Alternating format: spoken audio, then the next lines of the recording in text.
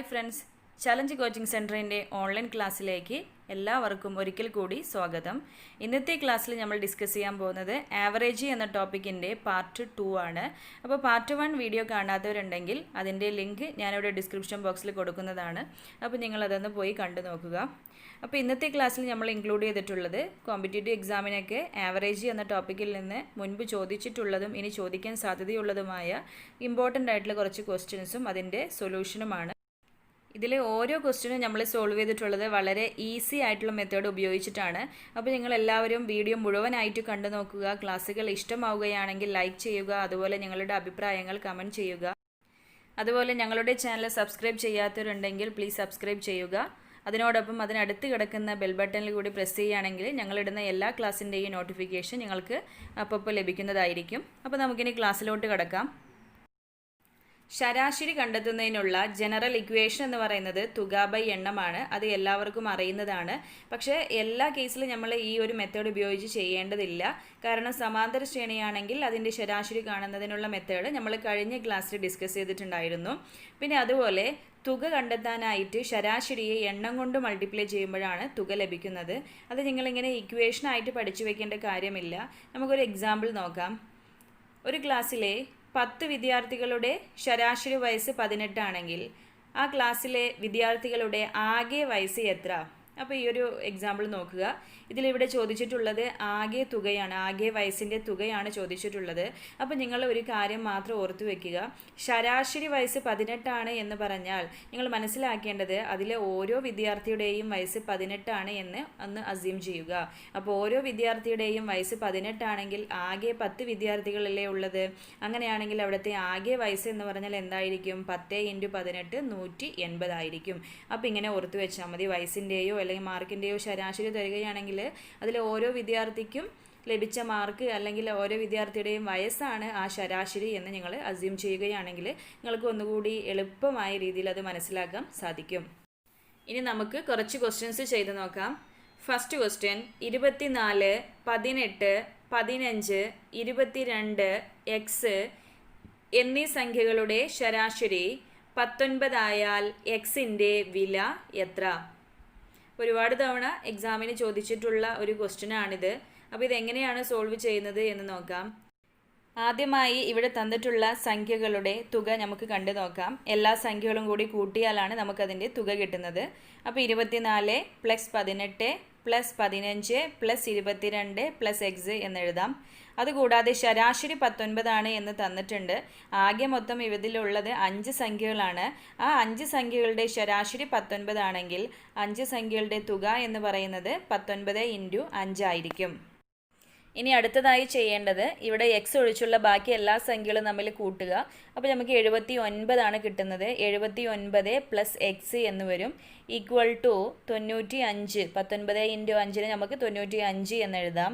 ഇനി അടുത്തതായിട്ട് നമുക്കിവിടെ കണ്ടെത്തേണ്ടത് എക്സിൻ്റെ വിലയാണ്. അപ്പോൾ 79 + x-ലെ എക്സ് മാത്രം അവിടെ നിർത്തിയിട്ട് 79നെ വലതുവശത്തോട്ട് കൊണ്ടുവരുമ്പോൾ -79 ആയിട്ട് മാറും. അപ്പോൾ നമുക്ക് എക്സിൻ്റെ വില എന്ന് പറയുന്നത് 95 - 79 ആണ് കിട്ടുന്നത്. 95 - 79 എന്ന് പറയുന്നത് 16 ആണ്. അപ്പോൾ ഇതിൽ നിന്ന് നമുക്ക് എക്സിൻ്റെ വാല്യൂ 16 എന്ന് കിട്ടിയിട്ടുണ്ട്. നിങ്ങൾക്കിത് ക്ലിയർ ആയി എന്ന് കരുതുന്നു. അടുത്ത ക്വസ്റ്റ്യൻ നോക്കാം. ABC എന്നിവരുടെ ശരാശരി വയസ്സ് 24, എയുടെയും ബിയുടെയും ശരാശരി വയസ്സ് 22 എങ്കിൽ സിയുടെ വയസ്സ് എത്ര? ഇതാണ് ക്വസ്റ്റ്യൻ. നമുക്കിതെങ്ങനെയാണ് സോൾവ് ചെയ്യുന്നത് നോക്കാം. വളരെ ഈസി ആയിട്ടുള്ളൊരു ക്വസ്റ്റ്യൻ തന്നെയാണ്. മനസ്സിലാക്കി കഴിഞ്ഞാൽ ഇതിലെ എല്ലാ ക്വസ്റ്റ്യൻസും നമുക്ക് വളരെ ഈസി ആയിട്ട് എളുപ്പത്തിൽ ചെയ്യാൻ കഴിയുന്നതാണ്. അപ്പോൾ ആദ്യം ചെയ്യേണ്ടത് A + B + സിയുടെ ആകെ വയസ്സ് കണ്ടെത്തുക. അതായത് ABC-യുടെ ആകെ വയസ്സ് കണ്ടെത്തുക. അത് എളുപ്പമാണ്. 3 വ്യക്തികളാണ്. ശരാശരി വയസ്സ് 24 ആണെങ്കിൽ നമ്മൾ അസ്യൂം ചെയ്യേണ്ടത് അതിൽ ഓരോ വ്യക്തിക്കും 24 വയസ്സാണെന്ന് എടുക്കുക. അങ്ങനെയാണെങ്കിൽ അവരുടെ ആകെ വയസ്സെന്ന് പറയുന്നത് 24 × 3 ആണ് വരുന്നത്. അഥവാ 72 വരും. അതായത് എയുടെയും ബിയുടെയും സിയുടെയും വയസ്സുകൾ തമ്മിൽ കൂട്ടുമ്പോൾ നമുക്ക് 72 കിട്ടും. ഇനി അടുത്തതായി പറയുന്നത് എയുടെയും ബിയുടെയും ശരാശരി വയസ്സ് 22 ആണെന്ന് പറയുന്നുണ്ട്. അങ്ങനെയാണെങ്കിൽ അവരുടെ ആകെ വയസ്സെന്ന് പറയുന്നത് 22 × 2 വരും. കാരണം എയ്ക്കും ബിക്കും 22 ആണ് വയസ്സ് എന്ന് അസ്യൂം ചെയ്യുക. ശരാശരി 22 എന്ന് പറഞ്ഞാൽ അങ്ങനെ എടുക്കുക. അങ്ങനെയാണെങ്കിൽ അവരുടെ ആകെ വയസ്സെന്ന് പറയുന്നത് ആ 2 വ്യക്തികളായതുകൊണ്ട് × 2 ചെയ്തു. അങ്ങനെയാണ് 22 × 2 44 കിട്ടുന്നത്. അപ്പോൾ എയുടെയും ബിയുടെയും ആകെ വയസ്സ് 44, അതുപോലെ എയും ബിയും സിയുടെയും ആകെ വയസ്സ് നമുക്ക് 72 കിട്ടിയിട്ടുണ്ട്. ഇനി ഇതിൽ നിന്ന് നമുക്ക് സിയുടെ വയസ്സാണ് കണ്ടെത്തേണ്ടത്. അപ്പോൾ നമുക്ക് നോക്കാം. ആദ്യം പറഞ്ഞിട്ടുള്ളതിൽ എയും ബിയും സിയുടെയും വയസ്സുണ്ട്. എയുടെയും ബിയുടെയും സിയുടെയും വയസ്സ് ആദ്യത്തേതിലുണ്ട്. രണ്ടാമത്തേതിൽ എയുടെയും ബിയുടെയും മാത്രമേ വയസ്സുള്ളത്. അങ്ങനെയാണെങ്കിൽ അതിൽ നിന്ന് സിയുടെ വയസ്സ് കണ്ടെത്താനായിട്ട് ആദ്യത്തെ ഇക്വേഷനിൽ നിന്ന് രണ്ടാമത്തെ ഇക്വേഷൻ കുറച്ചാൽ മതി.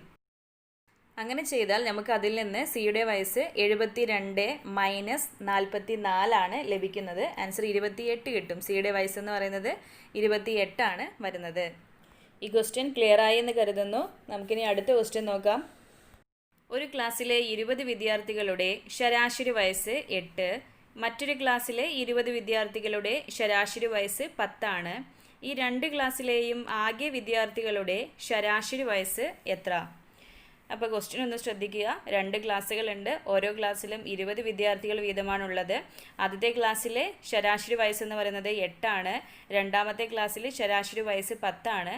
ഇനി ഈ 2 ക്ലാസ്സിലെയും ആകെ വിദ്യാർത്ഥികൾ എന്ന് പറഞ്ഞാൽ ആകെ 40 പേരുടെ ശരാശരി വയസ്സ് എത്ര എന്നാണ് ക്വസ്റ്റ്യൻ. അപ്പോൾ നമ്മൾ സാധാരണയായിട്ട് തുക ബൈ എണ്ണം എന്ന് വെച്ച് ചെയ്യാറുണ്ട്, തുക കണ്ടെത്തിയിട്ട്. പക്ഷെ ഇവിടെ അങ്ങനെ ചെയ്യേണ്ട ആവശ്യമില്ല. കാരണം എന്തെന്ന് വെച്ചാൽ 2 ക്ലാസ്സിലെയും വിദ്യാർത്ഥികളുടെ എണ്ണം തുല്യമായതുകൊണ്ട്, ഇങ്ങനെ 2 തരികയാണെങ്കിൽ 2ലെയും എണ്ണം തുല്യമായതുകൊണ്ട് ശരാശരികൾ തമ്മിൽ കൂട്ടിയിട്ട് 2 കൊണ്ട് ഹരിച്ചാൽ മതിയാകും. തുക കണ്ടെത്തേണ്ട ആവശ്യം തന്നെ ഇല്ല. എന്ത് ചെയ്താൽ മതി? 2 ക്ലാസ്സിലെയും ശരാശരികൾ തമ്മിൽ കൂട്ടിയിട്ട് 2 കൊണ്ട് ഡിവൈഡ് ചെയ്താൽ മതി. അതിന് കാരണം എന്തായിരുന്നു? ക്ലാസ്സിലെ വിദ്യാർത്ഥികളുടെ എണ്ണം തുല്യമായതുകൊണ്ട് ശരാശരികൾ തമ്മിൽ കൂട്ടിയിട്ട് 2 കൊണ്ട് ഡിവൈഡ് ചെയ്താൽ മതി. 8 + 10 ചെയ്യുന്നു, എന്നിട്ട് 2 കൊണ്ട് ഡിവൈഡ് ചെയ്യുക. ശരാശരികൾ എന്ന് പറയുന്നത് 8ഉം 10ഉം ആണ്. അപ്പോൾ കൂട്ടിയിട്ട് 2 കൊണ്ട് ഡിവൈഡ് ചെയ്യുന്നു.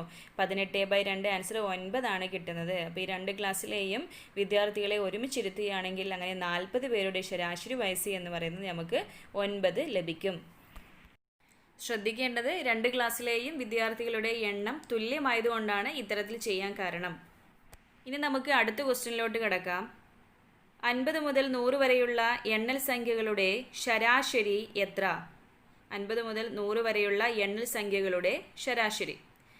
അപ്പോൾ 50 മുതൽ 100 വരെയുള്ള എണ്ണൽ സംഖ്യകൾ എന്ന് പറഞ്ഞാൽ അത് സമാന്തര ശ്രേണിയിൽ ഉൾപ്പെടുന്ന സംഖ്യകളാണ്. അതിൽ നമുക്ക് തുക ബൈ എണ്ണം എന്ന മെത്തേഡ് ഉപയോഗിച്ച് ശരാശരി കണ്ടെത്തേണ്ട ആവശ്യമില്ല. കഴിഞ്ഞ ക്ലാസ്സിൽ നമ്മൾ പഠിച്ചത് തുടർച്ചയായിട്ടുള്ള സംഖ്യകളാണെങ്കിൽ അതിൻ്റെ ശരാശരി കണ്ടെത്തുന്നതിനായിട്ട് മധ്യഭാഗത്തെ സംഖ്യ എടുത്താൽ മതിയെന്ന് പഠിച്ചിരുന്നു. അതേപോലെ തന്നെ മറ്റൊരു ഇക്വേഷൻ കൂടിയുണ്ട്. സമാന്തര ശ്രേണിയിലാണെങ്കിൽ മാത്രമാണ് അത് അപ്ലൈ ചെയ്യാൻ പറ്റുകയുള്ളൂ. 50 മുതൽ 100 വരെയുള്ള എണ്ണൽ സംഖ്യകളുടെ ശരാശരി കണ്ടെത്തുന്നതിനായിട്ട് ആദ്യ സംഖ്യ പ്ലസ് അവസാന സംഖ്യ ഡിവൈഡഡ് ബൈ 2 ചെയ്താൽ നമുക്ക് ഇത്തരത്തിലുള്ള സംഖ്യകളുടെ ശരാശരി എളുപ്പത്തിൽ കണ്ടുപിടിക്കാൻ സാധിക്കും. ഒരു റേഞ്ച് ഓഫ് നമ്പർ തരികയാണെങ്കിൽ 1 മുതൽ 100 വരെ, അല്ലെങ്കിൽ 50 മുതൽ 70 വരെ, ഇങ്ങനെയൊക്കെ പറയുകയാണെങ്കിൽ അതിൻ്റെ ശരാശരി കാണുന്നതിനായിട്ട് ഈ ഒരു ഇക്വേഷൻ അപ്ലൈ ചെയ്താൽ മതി. ആദ്യ സംഖ്യ പ്ലസ് അവസാന സംഖ്യ ഡിവൈഡഡ് ബൈ 2. പക്ഷേ ഒരു കണ്ടീഷൻ ഉണ്ട്, അത് സമാന്തര ശ്രേണിയിലാണെങ്കിൽ മാത്രമേ ഈ ഒരു ഇക്വേഷൻ അപ്ലൈ ചെയ്യാൻ പാടുള്ളൂ. അപ്പോൾ നമുക്ക് നോക്കാം. ഈ 50 മുതൽ 100 വരെയുള്ള എണ്ണൽ സംഖ്യകളിൽ ആദ്യത്തെ സംഖ്യ എന്ന് പറയുന്നത് ഏത് തന്നെയാണ്? 50 തന്നെയാണ്. അവസാന സംഖ്യ എന്ന് പറയുന്നത് 100 ആണ്. അപ്പോൾ 50 + 100/2 ചെയ്യുക. 50 + 100 എന്ന് പറഞ്ഞാൽ 150 വരും. 150/2 75 ആണ് ഇതിൻ്റെ ശരാശരി കിട്ടുന്നത്. മനസ്സിലായല്ലോ? 50 മുതൽ 100 വരെയുള്ള എണ്ണൽ സംഖ്യകളുടെ ശരാശരി എന്ന് പറയുന്നത് 75 ആയിരിക്കും. ഇത് ക്ലിയർ ആയി എന്ന് കരുതുന്നു. അപ്പോൾ ഓർത്തു വയ്ക്കുക, ആദ്യ സംഖ്യ പ്ലസ് അവസാന സംഖ്യ ഡിവൈഡഡ് ബൈ 2, അത് സമാന്തര ശ്രേണിയാണെങ്കിൽ മാത്രമേ ഇത് അപ്ലൈ ചെയ്യാൻ പാടുള്ളൂ. മധ്യഭാഗത്തെ സംഖ്യ എടുത്താൽ നമുക്കിതിൻ്റെ ശരാശരി കണ്ടെത്താൻ സാധിക്കും. സമാന്തര ശ്രേണി ആയതുകൊണ്ട് മധ്യഭാഗത്തെ സംഖ്യ അല്ലെങ്കിൽ ആദ്യ സംഖ്യ പ്ലസ് അവസാന സംഖ്യ ഡിവൈഡഡ് ബൈ 2, ഇതിലേത് വെച്ച് ചെയ്താലും നമുക്കിതിൻ്റെ ആൻസർ ലഭിക്കുന്നതാണ്. പക്ഷേ ഈ ഒരു ക്വസ്റ്റ്യനിൽ മധ്യഭാഗത്തെ സംഖ്യ ഒരു കൺഫ്യൂഷൻ വരാതിരിക്കാനായിട്ടാണ് ഇങ്ങനെ ഒരു ഇക്വേഷൻ അപ്ലൈ ചെയ്യാൻ കാരണം. ഇത് ക്ലിയർ ആയെന്ന് കരുതുന്നു. നമുക്കിനി അടുത്ത ക്വസ്റ്റ്യൻ നോക്കാം. 20 മുതൽ 75 വരെയുള്ള ഇരട്ട സംഖ്യകളുടെ ശരാശരി എത്ര? 20 മുതൽ 75 വരെയുള്ള ഇരട്ട സംഖ്യകൾ എന്ന് പറഞ്ഞാൽ അത് സമാന്തര ശ്രേണിയിൽ തന്നെയാണ്. അതിൻ്റെ ശരാശരി കണ്ടെത്തുന്നതിനായിട്ട് നമുക്ക് മുൻപ് പറഞ്ഞതുപോലെ ആദ്യ സംഖ്യ പ്ലസ് അവസാന സംഖ്യ ഡിവൈഡഡ് ബൈ 2 കൊടുക്കാം. അപ്പോൾ 20 മുതൽ 75 വരെയുള്ള ഇരട്ട സംഖ്യകൾ എന്ന് പറഞ്ഞാൽ ആ ശ്രേണിയിൽ വരുന്ന സംഖ്യകൾ ഏതെല്ലാം ആയിരിക്കും? 20, 22, 24 എക്സെട്ര എവിടം വരെ പോകും? 74 വരെ പോകും അല്ലേ? 20നും 75നും ഇടയ്ക്കുള്ളതാണ്. അപ്പോൾ 74 വരും. അപ്പോൾ ആദ്യ സംഖ്യയ്ക്ക് പകരം 20 കൊടുക്കുക, അവസാന സംഖ്യയ്ക്ക് പകരം 74 കൊടുക്കേണ്ടത്. അത് നിങ്ങളൊന്ന് ശ്രദ്ധിക്കുക. കാരണം ഇരട്ട സംഖ്യകൾ ചോദിച്ചത് കൊണ്ടാണ് ഇങ്ങനെ എടുക്കാൻ കാരണം. അപ്പോൾ 20 + 74 ഡിവൈഡഡ് ബൈ 2 കൊടുക്കാം. അങ്ങനെയാണെങ്കിൽ 20 + 74 എന്ന് പറയുന്നത് 94 കിട്ടും. 94 ഡിവൈഡഡ് ബൈ 2 എന്ന് പറയുന്നത് 47 ആണ് ആൻസർ വരുന്നത്. അപ്പോൾ നമുക്കിതിൻ്റെ ശരാശരി ആയിട്ട് കിട്ടുന്ന ഏതായിരിക്കും? 47 ആയിരിക്കും. മധ്യഭാഗത്തെ സംഖ്യ എടുത്താലും കിട്ടും. പക്ഷേ 20 മുതൽ 75 വരെയുള്ള സംഖ്യയിൽ, ഇരട്ട സംഖ്യയിൽ അതിൻ്റെ മധ്യഭാഗത്തെ സംഖ്യ കണ്ടെത്താൻ നമുക്ക് കുറച്ച് ബുദ്ധിമുട്ടാണ്. അതുകൊണ്ടാണ് ഇത്തരത്തിലുള്ള ഇക്വേഷൻ അപ്ലൈ ചെയ്തത്. നമുക്കിനി അടുത്ത ക്വസ്റ്റ്യൻ നോക്കാം. 3ന്റെ ആദ്യത്തെ 5 ഗുണിതങ്ങളുടെ ശരാശരി എത്ര? 3ന്റെ ആദ്യത്തെ 5 ഗുണിതങ്ങളുടെ ശരാശരി എത്ര? അപ്പോൾ ഈ ഒരു ക്വസ്റ്റ്യൻ എക്സാമിന് മുമ്പ് ചോദിച്ചിട്ടുള്ള ഒരു ടൈപ്പ് ക്വസ്റ്റ്യൻ തന്നെയാണ്. അപ്പോൾ ഇത് സോൾവ് ചെയ്യാനായിട്ട് നമുക്കൊരു എളുപ്പ വഴിയുണ്ട്. അതെന്താണെന്ന് നോക്കാം. ഗുണിതങ്ങളുടെ ശരാശരി കണ്ടെത്തുന്നതിനായിട്ട് സംഖ്യ ഇൻറ്റു എണ്ണം +1 ഡിവൈഡഡ് ബൈ 2 ചെയ്താൽ മതി. ഇവിടെ ക്വസ്റ്റ്യനിൽ 3ന്റെ ഗുണിതങ്ങളാണ്. അപ്പോൾ സംഖ്യയ്ക്ക് പകരം 3 എന്ന് സബ്സ്റ്റിറ്റ്യൂട്ട് ചെയ്യുക. എണ്ണം എന്ന് പറഞ്ഞാൽ എത്ര ഗുണിതങ്ങളാണോ ഇവിടെ തന്നിട്ടുള്ളത് അതാണ് എണ്ണത്തിന് പകരം കൊടുക്കേണ്ടത്. അപ്പോൾ ഇങ്ങനെ ഇക്വേഷനായിട്ട് പഠിക്കേണ്ടതില്ല.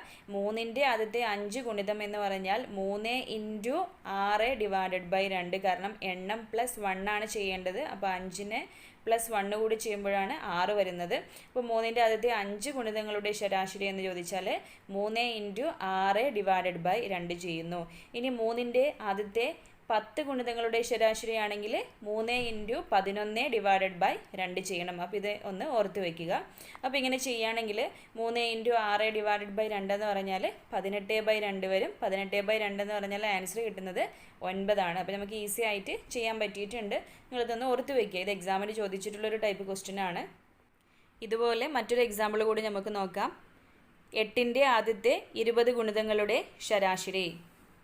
ബീറ്റ് ഫോറസ്റ്റ് എക്സാമിന് ചോദിച്ചൊരു ക്വസ്റ്റ്യൻ ആണ്. 8ന്റെ ആദ്യത്തെ 20 ഗുണിതങ്ങളുടെ ശരാശരി. അപ്പോൾ ഗുണിതങ്ങളുടെ ശരാശരി ചോദിച്ചാൽ എന്താ ചെയ്യേണ്ടത്? 8 × 20 ഗുണിതം എന്ന് പറഞ്ഞാൽ 21 എടുക്കണം അല്ലേ? അപ്പോൾ 8 × 21/2 വരും. 8 × 21/2. അപ്പോൾ നമുക്ക് ആ 8ഉം 2ഉം നമുക്ക് ക്യാൻസൽ ചെയ്യാം. അപ്പോൾ 4 × 21 വരും. 4 × 21 എന്ന് പറഞ്ഞാൽ ആൻസർ കിട്ടുന്നത് 84 ആണ് വരുന്നത്. അപ്പോൾ 8ന്റെ ആദ്യത്തെ 20 ഗുണിതങ്ങളുടെ ശരാശരി എന്ന് പറഞ്ഞാൽ 84 കിട്ടും. എല്ലാവർക്കും മനസ്സിലായി എന്ന് കരുതുന്നു. നമ്മൾ ഓരോ ടൈപ്പിനും ഓരോ മെത്തേഡാണ് ഉപയോഗിക്കുന്നത്. പക്ഷേ വളരെ ഈസി ആയിട്ട് ചെയ്യാനും പറ്റുന്നതും വളരെ ഈസി ആയിട്ട് മനസ്സിലാക്കാൻ പറ്റുന്നതുമായിട്ടുള്ള മെത്തേഡുകളാണ് ഇവിടെ പറയുന്നത്. അപ്പോൾ നിങ്ങളെല്ലാവരും തന്നെ അത് പ്രാക്ടീസ് ചെയ്താൽ മാത്രമേ അത് നിങ്ങളുടെ മനസ്സിൽ മൈൻഡിൽ നിൽക്കുകയുള്ളൂ. അതുകൊണ്ട് എല്ലാവരും തന്നെ ചെയ്ത് പ്രാക്ടീസ് ചെയ്യുക. എന്തെങ്കിലും ഡൗട്ടുകൾ ഉണ്ടെങ്കിൽ നിങ്ങൾക്ക് കമൻറ്റ് ബോക്സിൽ ചോദിക്കാവുന്നതാണ്. ഇനി നമുക്ക് അടുത്തൊരു ക്വസ്റ്റ്യൻ നോക്കാം. 10 സംഖ്യകളുടെ ശരാശരി 5. ഇതിൽ ഓരോ സംഖ്യയും 3 വീതം വർദ്ധിപ്പിച്ചാൽ പുതിയ ശരാശരി എത്ര? 10 സംഖ്യകളുടെ ശരാശരി 5 ആണ്. അതിൽ ഓരോ സംഖ്യയും 3 വീതം വർദ്ധിപ്പിക്കുകയാണെങ്കിൽ പുതിയ ശരാശരി എത്ര എന്നാണ് ക്വസ്റ്റ്യൻ. അപ്പോൾ ഇവിടെ ക്വസ്റ്റ്യൻ ആദ്യം നന്നായിട്ട് മനസ്സിലാക്കുക. ശരാശരി എന്ന് പറയുന്നത് 5 ആണ്. ഇനി അതിൽ ഏതൊക്കെ സംഖ്യകളുണ്ടോ ആ സംഖ്യകളെല്ലാം 3 വീതം വർദ്ധിപ്പിക്കുകയാണ്. അപ്പോൾ വളരെ ഈസി ആയിട്ട് കണ്ട ഉടനെ നമുക്ക് ആൻസർ ചെയ്യാൻ കഴിയുന്ന ഒരു ടൈപ്പ് ക്വസ്റ്റ്യനാണിത്. ഒന്നുമില്ല, ശരാശരി എത്രയാണെന്ന് നോക്കുക. ശരാശരി 5 ആണ്. അപ്പോൾ ഓരോ സംഖ്യയും 3 വീതം വർദ്ധിപ്പിക്കുകയാണെങ്കിൽ ശരാശരിയും 3 വർദ്ധിക്കും. ശരാശരി നേരത്തെ 5 ആയിരുന്നു. 3 വർദ്ധിച്ചാൽ അത് 8 ആയിട്ട് മാറും. ഇനി ഓരോ സംഖ്യയും 2 വീതമാണ് വർദ്ധിപ്പിക്കുന്നതെങ്കിൽ ശരാശരിയും അതുപോലെ 2 വർദ്ധിക്കും. ഇനി ഓരോ സംഖ്യയിൽ നിന്നും 2 വീതം കുറയ്ക്കുകയാണ് ചെയ്തതെങ്കിൽ ശരാശരിയും 2 കുറയും. അങ്ങനെ ഇമ്പോർട്ടൻ്റ് എന്താണ് ഇവിടെ ഇമ്പോർട്ടൻ്റ് ആയിട്ടുള്ളത്? ഓരോ സംഖ്യയിൽ നിന്നുമാണ് കുറയ്ക്കുന്നത് അല്ലെങ്കിൽ കൂട്ടുന്നത് എങ്കിൽ അത് ശരാശരിനെ മൊത്തത്തിൽ ബാധിക്കും. ഇതേപോലെ മറ്റൊരു എക്സാമ്പിൾ കൂടി നോക്കാം. ഒരു കുടുംബത്തിലെ 5 വ്യക്തികളുടെ ശരാശരി വയസ്സ് 22 എങ്കിൽ 2 വർഷം മുൻപ് ആ കുടുംബത്തിൻ്റെ ശരാശരി വയസ്സ് എത്ര? ക്വസ്റ്റ്യൻ ശ്രദ്ധിക്കുക. ഒരു കുടുംബത്തിലെ 5 വ്യക്തികളുണ്ട്. അവരുടെ ശരാശരി വയസ്സെന്ന് പറയുന്നത് 22 ആണ്. ചോദിച്ചിട്ടുള്ളത് 2 വർഷം മുൻപ് ആ കുടുംബത്തിൻ്റെ ശരാശരി വയസ്സ് എത്ര? അതായത് 2 വർഷം മുൻപെന്ന് പറഞ്ഞാൽ ആ കുടുംബത്തിലെ 5 വ്യക്തികളുണ്ട്. ആ 5 പേരുടെയും വയസ്സ് 2 വീതം കുറയുകയാണ് ചെയ്യുന്നത്. ശരിയല്ലേ? 5 വ്യക്തികൾ എന്ന് പറയുമ്പോൾ 2 വർഷം മുൻപ് അവരുടെ വയസ്സെന്ന് പറഞ്ഞാൽ ഇപ്പോൾ ഉള്ള വയസ്സ് എന്താണോ അതിനേക്കാൾ 2 കുറവായിരിക്കും, എല്ലാവർക്കും കുറവായിരിക്കും. അപ്പോൾ അങ്ങനെ 2 വീതം കുറയുകയാണെങ്കിൽ വയസ്സ് 2 വീതം, ഓരോരുത്തരുടെയും വയസ്സ് 2 വീതം കുറയുകയാണെങ്കിൽ ശരാശരിയും 2 കുറയുന്നു. അപ്പോൾ 22 ശരാശരി വയസ്സ്. അപ്പോൾ 2 വർഷം മുൻപ് എന്ന് പറഞ്ഞാൽ 2 കുറഞ്ഞാൽ അത് 20 മാറും. ഇപ്പോഴത്തെ ശരാശരി വയസ്സെന്ന് പറയുന്നത് 20 ഇവിടെ ഓരോ സംഖ്യയും കൂട്ടുകയോ കുറയ്ക്കുകയോ ചെയ്താൽ മാത്രമല്ല, അതുപോലെ അതിലെ എല്ലാ സംഖ്യകളെയും ഗുണിക്കുകയോ ഹരിക്കുകയോ ചെയ്താലും അതേപോലെ ശരാശരിയിലും മാറ്റമുണ്ടാകും. അത് നിങ്ങൾ മനസ്സിലാക്കുക. വളരെ ഈസി ആയിട്ടുള്ള ഒരു സെക്ഷനാണിത്. അപ്പോൾ ഇന്നത്തെ ക്ലാസ് ഇവിടെ അവസാനിച്ചിരിക്കുകയാണ്. എല്ലാവർക്കും ക്ലാസ് ഇഷ്ടമായി എന്ന് കരുതുന്നു. നിങ്ങൾക്ക് ക്ലാസ്സുകൾ ഇഷ്ടമാവുകയാണെങ്കിൽ ലൈക്ക് ചെയ്യുക. അതുപോലെ നിങ്ങളുടെ അഭിപ്രായങ്ങൾ കമൻറ്റ് ചെയ്യുക. ആദ്യമായി കാണുന്നവരോ സബ്സ്ക്രൈബ് ചെയ്യാത്തവരോ ഉണ്ടെങ്കിൽ ചാനൽ സബ്സ്ക്രൈബ് ചെയ്യുക. അപ്പോൾ നമുക്ക് അടുത്ത ക്ലാസ്സിൽ വീണ്ടും കാണാം. Thank you for watching.